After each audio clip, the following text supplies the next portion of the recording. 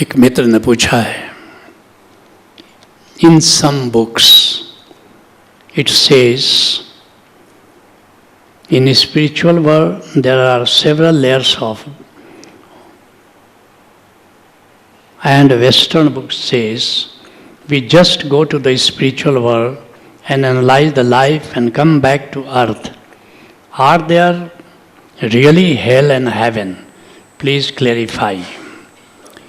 कहते हैं कि बहुत सारी किताबों में लिखा है कि ऐसी विधियां हैं कि हम तुरंत स्पिरिट वर्ल्ड में जा सकते हैं और वहाँ से आ सकते हैं, और साथ ही पूछ रहे हैं कि क्या नरक और स्वर्ग है अथवा नहीं है। दोनों बातें सही हैं। जैसे महाजीवन प्रज्ञा कार्यक्रम चल रहा है, हम एक विधि से तुमको धीरे धीरे ले जाते हैं। अब इस विधि में इतनी त्वरा लाई जा सकती है कि रिग्रेशन को और जल्दी किया जाए। पश्चिम के लोगों के पास समय नहीं है, उनके लिए ऐसी विधियों की ज़रूरत है। भारतवर्ष में समय ही समय है, आराम से चलेंगे, इतनी जल्दी क्या है। ऐसी विधियां हैं, हो सकती हैं, ज़रूरत होने पर उसका प्रयोग किया जा सकता है। लेकिन मुद्दे की बात पर अब आते हैं। तुम पूछते हो कि क्या नरक और स्वर्ग है। महाजीवन कैसा है, मृत्यु के बाद कहाँ रहते हैं, इस पर बहुत कुछ कहा गया है, बहुत कुछ अनुमान लगाया गया है, जिसमें से जितने भी अभी प्रतिष्ठित धर्म हैं वे नरक और स्वर्ग की बात करते हैं। जैसे इस्लाम है, जन्नत और जहन्नुम की बात करता है। जैसे सनातन धर्म है, सनातन धर्म में बौद्ध धर्म, जैन धर्म, सिख धर्म, हिंदू धर्म स्वर्ग और नरक की बात करते हैं। लेकिन साथ साथ वैकुंठ की भी बात करते हैं। जैसे इस्लाम में कहते हैं कि जन्नत है, जहन्नुम है, और कहीं पर फिरदौस है। हिंदू धर्म कहते हैं वैकुंठ है। लेकिन इतना नज़ारा साफ नहीं था कहीं। ये तो आज पिछले 90 के बाद, 90 के का जो दशक है, सारा अनुसंधान 90 के और उसके बाद के दशक में हुआ और आज चल रहा है। सामान्यतः दो में बांटने की आदत है हमारी, जैसे हम कहते हैं गर्म और ठंडा। लेकिन ठीक से देखो, वैज्ञानिक आधार पर अगर इसका विश्लेषण करो तो गर्म ठंडा क्या है। जब तुम्हारे शरीर के टेम्परेचर से जो सह सकते हो, जो टेम्परेचर, उससे ज़्यादा अगर टेम्परेचर बढ़ गया तो उसको गर्म कहते हो। और जो सहिष्णुता तुम्हारे शरीर की है, जो रेंज है, उससे अगर नीचे गया उसको ठंडा कहते हो। लेकिन गर्म और ठंडा नाम की कोई चीज़ नहीं है। क्यों? वो तो टेम्परेचर का खेल है। टेम्परेचर अगर बढ़ा तो तुम गर्म कह दिए। लेकिन कितना गर्म? तुम तो अगर टेम्परेचर मान लो कि 20 डिग्री है या 25 डिग्री है, नॉर्मल कहते हो। 30 डिग्री है तो वो भी गर्म है, 40 डिग्री है तो वो भी गर्म है। अब ये तो कोई बात नहीं हुई। लेकिन असल में तो डिग्री का खेल है। ऐसे ही अगर 15 डिग्री है तो तुम ठंडा बोलते हो, 10 डिग्री को भी ठंडा और 0 डिग्री को भी ठंडा। ये तो कोई बात नहीं हुई। ऐसे तुमने दो भाग में बांट दिया, ये प्रकाशित है, ये अंधेरा है। लेकिन क्या मतलब हुआ? अब प्रकाश में अगर मान लो कि धूप नहीं आ रही है, थोड़ा उजाला है, उसको भी तुम कहते हो कि उजाला है, प्रकाश है। और बिल्कुल धूप है, उसको भी कहते हो कि प्रकाश है। ऐसे ही अंधेरे में घुप अंधेरा है, उसको भी अंधेरा कहते हो। और मान लो थोड़ा थोड़ा दिखाई दे रहा है, उसको भी अंधेरा करो। चांदनी रात है, उसको भी तुम अंधेरा कहते हो। अंधेरी रात है, उसको भी अंधेरा कहते हो। तो जो स्वर्ग नरक की बात है, ऐसे ही गर्म ठंडा और अंधेरे प्रकाश अंधेरे उजाले जैसी बात है। असली तो बात है कि कोई स्वर्ग और नरक ऐसे दो भाग में चीजें नहीं बटी हैं।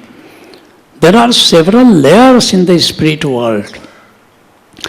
सबसे ऊपर श्रेष्ठ जो आत्माएं हैं, जिसको हम वैकुंठ कह रहे हैं, संत लोग को ओशो आनंद लोग कहते हैं, तो सबसे श्रेष्ठ आत्माएं वहां रहती हैं।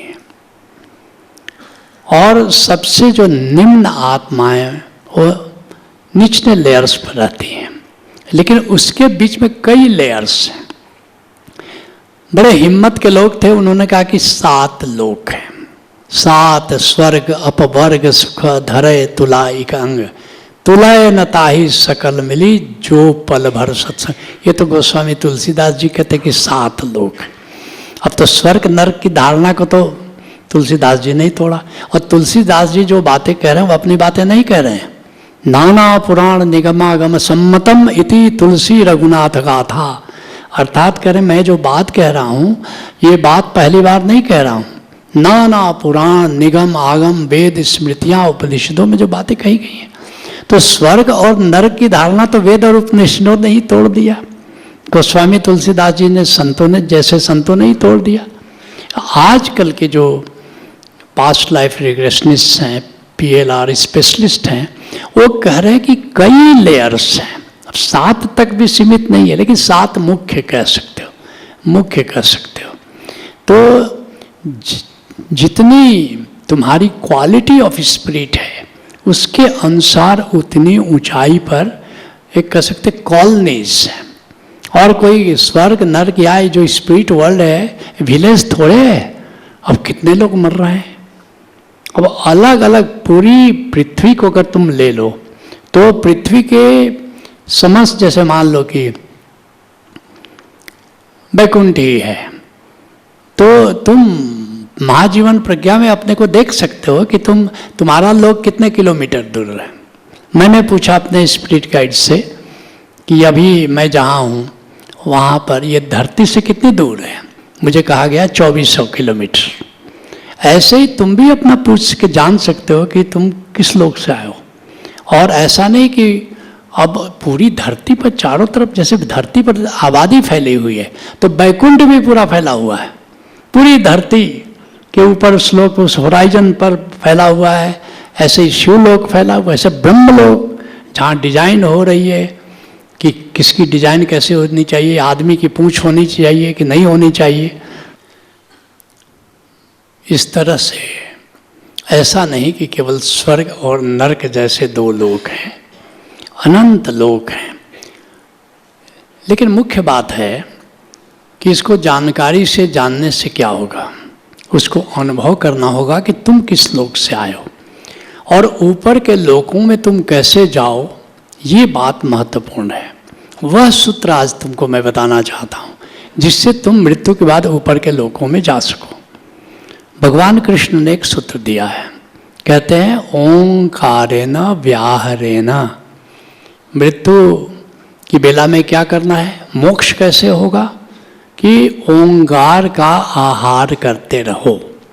क्या मतलब हुआ, नाद का श्रवण करते रहो। मृत्यु के बाद नाद को पकड़ लो। तुम कहोगे कि तब मृत्यु के बाद ही साधना कर लेंगे, जीवन में इतना नाद साधने की क्या ज़रूरत है। आप बार बार कहते हैं नाद सिद्धि करो, नाद सिद्धि करो, तरह तरह के कार्यक्रम कराते हो। अजपा शिविर नाद सिद्धि का कार्यक्रम है। नहीं, अगर जीवन में नहीं तुम साधोगे तो मृत्यु में नहीं सधेगा। जैसे अब मृत्यु हुई, तुमने जीवन में नाद को साधा है, अब नाद श्रवण करते हुए यात्रा शुरू करो। अब रास्ते में चल रहे हो, अब तुम्हारे अनेक पूर्वज हैं, अनेक दोस्त हैं, सब तुम्हारे स्वागत को राजी हैं। और जैसे ही उनके लोक में तुम पहुंचते हो, वो कहते हैं पहले ही अगवानी करने आ जाते हैं, चलो तुम्हारे लिए हम कितना इंतज़ार कर रहे थे, तुम इतनी देर कर दी तुमने आने में। तो ये हम लोग का यहाँ पर जहाँ उनका क्लस्टर होता है, विलेज कहो मोहल्ला कहो, यहाँ हम रहते हैं, तुम्हारे लिए पलंग सजा करके रखा है। अब वो लकड़ी का पलंग नहीं होता है जो उनका अपना सिस्टम है। तो आओ अब यहाँ रह जाओ, हमारे साथ रह जाओ। अब तुम फंसे, अब तुमने नाद छोड़ दिया। हाँ ये तो दादाजी दादी जी आप भी यहीं हो और तुम गए काम से। नहीं, ये इस माया मोह में मत पड़ना, तुम अपने नाद को पकड़े रहो। जब तक नाद को पकड़े रहोगे तब तक ऊपर तुम्हारी यात्रा चलती रहेगी। पहले भी मैंने कहा है कि रावण शिव जी को लेके चला और वैद्यनाथ धाम पहुँचते पहुँचते उसको लघु शंका हो गई। शिव जी को रखा वहाँ तो वहीं रह गए। ऐसे ही जहाँ तुमने नाद छोड़ा तुम्हारी पालकी वहीं रुक गई। सबको बाय बाय टाटा करते रहना, कहा कि बस ठीक है मेरी यात्रा कहीं, मैं मुझे गुरु के पास जाना है, अपने गुरु के लोक में जाना है। फिर तुम्हारी यात्रा चली। कुछ और प्रलोभन, सुंदर सुंदर फुलवारी, सब वहाँ भाव का खेल है। फुलवारी सजी है, एकदम नदी बह रही है और तुम कहोगे अब कहाँ जाना, पता नहीं, यहाँ सुंदर सुंदर तितलियाँ हैं, बहुत कुछ है। तो तुम वहीं रुक गए। रास्ते के प्रलोभन, रास्ते कुछ नहीं, तुम अपने नाद को पकड़ते पकड़ते नाद का श्रवण करते रहो। और अगर तुम इसमें कामयाब हुए तो सर्वोच्च लोक में जाने से तुमको कोई नहीं रोक सकता। लेकिन मैं चेतावनी भी दे रहा हूँ, रास्ते में बड़े सुंदर दृश्य आएंगे, बहुत सुंदर तुम्हारे लिए प्रस्ताव होंगे, लेकिन कुछ नहीं सुनना है। मगर इसके लिए ज़रूरी है कि इसी जीवन में इसकी साधना करो कि प्रभु स्मरण में रहो, प्रभु की याद में रहो, और फिर देखोगे तभी जाकर के जीवन में जिसकी सिद्धि होती है मृत्यु में ही वही सिद्धि काम आती है। तुम सोचते हो कि नहीं आसान है, हम तो मृत्यु के बाद ही करेंगे, अभी तो मोह में जी ले। नहीं, मोह से मुक्त अभी होना पड़ेगा, तभी जाकर के तुम मोह से मुक्त होकर के महाजीवन की यात्रा पर जा सकोगे। सत्संग को ही विराम देते हैं। हरि ओम तत्सत।